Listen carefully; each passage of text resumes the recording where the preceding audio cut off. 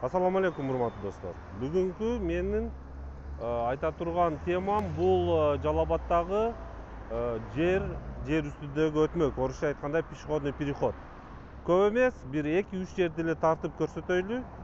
Кийин өзүбүз күндүк эле көп жерде андай нерсеге учурайбыз. Мисалы, азыр биздин автовокзалдын жанындагы жол айлампа бар, круговой. Бул шаарга кире бериш жагы. Бир күндө бир нече миң машина өтөт бул жактан, бир нече миң машина өтөт, бир нече миң адам өтөт. Автовокзалга келгендер, автовокзалдан шаарга келгендер, шаарга кетип аткандар бир нече өтөт бул жерден. Эми тиги автовокзалдын тушунда пешеходный переход бар, бирок көрүнбөйт. Ал жакта дале эч ким жана кылбайт. Бул жакта да Ленин көчөсүнүн башында тиги Ленин көчөсүндө бир 500 метр нар жакта дагы светофор бар, жер өтмөк бар. А бирок бул ушул өтмөктү айланасында бизде пешеходный переход жок. Тиги жака өтөйүн десең, же тиги жак Абдурахманов көчөсүнөн же Ленин көчөсүнөн өтөйүн десең өтмөк жок. Мына мисалы үчүн азыр жолдон өтөйлү, мына бошоп калды, машина жок, өтүп кетип атабыз. Бирок пешеходный переход жок бул жакта бизде. Конкретно бул жактан машина келе жатат, шашылып атабыз, чуркап атабыз. Тигинде кыздар чуркап өтүп атат, көрүп атасыңар.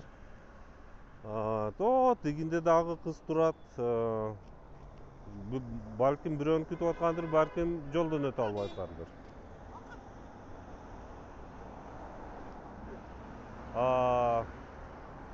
Азыр ошол жок, бул жерде дагы арыктан аттап өтөйлү.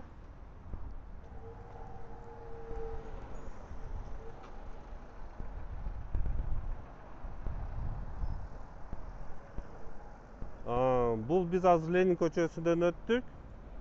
Бул жакта Жусуп Абдурахманов көчөсү, мына көрүп жатасыңар. Жолдон өтүп жатат адамдар. Бул жакта пешеходный переход деген аттуу жок. Эң жакынкы пешеходный переход Ленин көчөсүдө бир 150 метр нар жакта.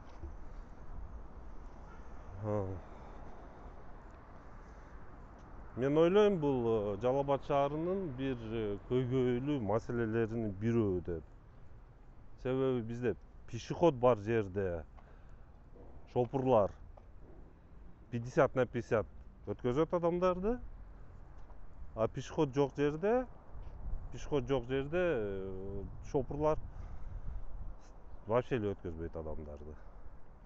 Эми дагы тиги Московская, Абдурахмановдагы пешеходный переходдорду көрүп келели.